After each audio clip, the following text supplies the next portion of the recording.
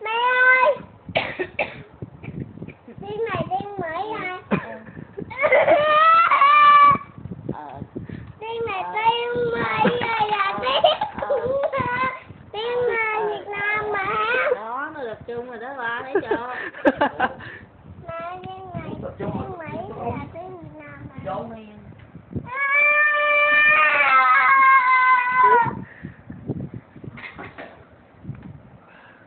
Này tiên Mỹ nghe tiên Mỹ mà. Rồi tiếng miền nghe tiếng Mỹ kìa. Tiếng Việt đó nè, con đọc coi. Này chữ gì? Này chữ phải chữ gì? Này chữ A, viết chữ in thường.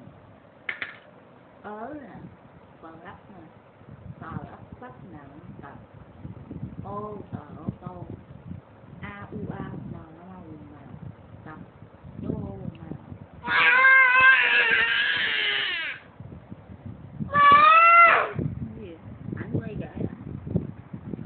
Đâu? Kêu mẹ nó. Cười đừng hả họng nó lớn. Cười nè. Cười nhẹ thôi vậy đó. Cười dữ à. Phải không?